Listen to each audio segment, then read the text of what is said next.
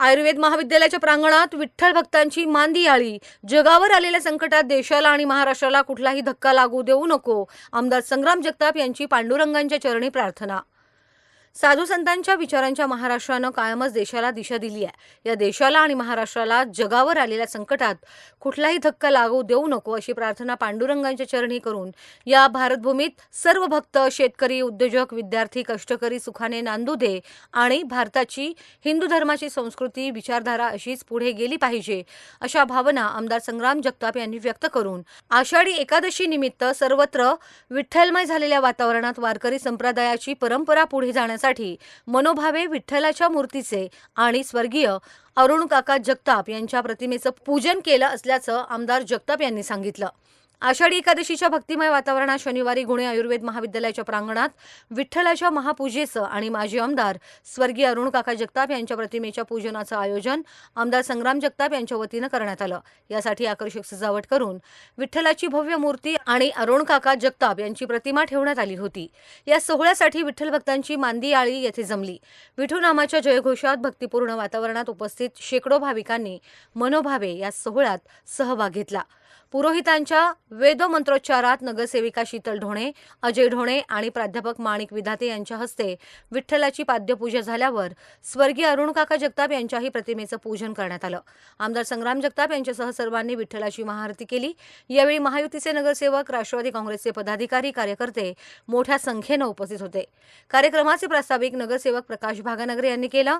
माजी उपमहापौर गणेश भोसले यांनी आभार मानले.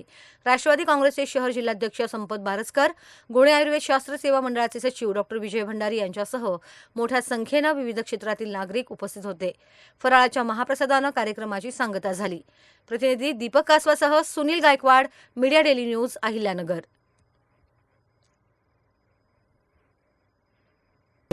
आपण जर पाहिलं तर हा महाराष्ट्र, या महाराष्ट्राने नेहमीच या भारतभूमीला दिशा दिलेली आहे आणि दिशा देत असताना त्याच्यामध्ये प्रामुख्यानं अनेक साधू संत यांच्या विचारानं पावन झालेली ही भारतभूमी आहे. त्याच्यामध्ये आपण जर महाराष्ट्राची परंपरा पाहिली तर आज आषाढी एकादशी म्हणजे महाराष्ट्रातला हा एक फार मोठा वेगळा दिवस, एक पवित्र आणि पुण्याचा दिवस मानला जातो की करोडोच्या संख्येनं भाविक हे पायी पंढरपूरच्या दिशेनं जात असतात आणि आजही किमान काही लाख लोक, 5-25 लाख लोक आज पंढरपूरमध्ये, आज त्या परिसरामध्ये आज असतात.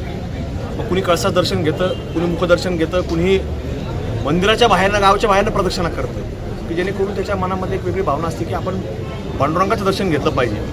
तर म्हणून तो दिवस आज अत्यंत पवित्र दिवस मानला जातो. म्हणून या हिंदू धर्म संस्कृतीप्रमाणे आपण पाहतो की वेगळ्या वाऱ्या या दिंड्याच्या निमित्तानं देखील त्या ठिकाणी पोहोचत असतात. तर म्हणून प्रत्येक ठिकाणी आज प्रत्येक गावखेड्यामध्ये देखील जे वारी जात नाही किंवा जाऊन आलेले लोक अगोदरच एक दिवस अगोदर पुन्हा आपल्या गावी परततात. तिथं मनोभावे ते पांडुरंगाची पूजा करतात. आज या ठिकाणी देखील आमच्या कुटुंबाला देखील जसं आता गणेशजी भोसले साहेब यांनी सांगितलं की 65 वर्ष झाले आमच्या आजोबांनी दिंडी सुरू करून आणि आज जवळपास आमच्या कुटुंबातला सदस्य हा 65 वर्षापासून त्या दिंडीमध्ये सहभागी आहे.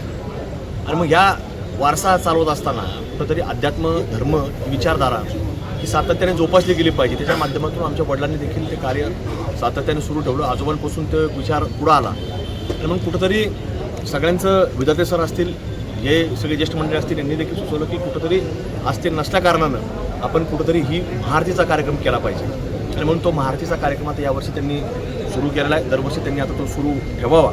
महाप्रसादाचा कार्यक्रम सुरू ठेवलेला आहे आणि ही विचारधारा, अध्यात्माची, धर्माची विचारधारा, भगव्याची विचारधारा ही छत्रपती शिवाजी महाराजांपासून पुढे चालत आली आहे आणि त्यांना साधू संतांनी दिलेली होती. म्हणून त्याच विचारधारेवरती समाजामध्ये काम करत राहिलं पाहिजे आणि ह्याच्यातनं चांगल्या प्रकारे जो धर्मातला विचार मिळतो तो संस्काराचा विचार मिळतो आणि म्हणून ती संस्कार देखील आपल्या सर्वांच्या माध्यमातून जोपासले जावा अशीच या निमित्तानं मी भावना व्यक्त करतो.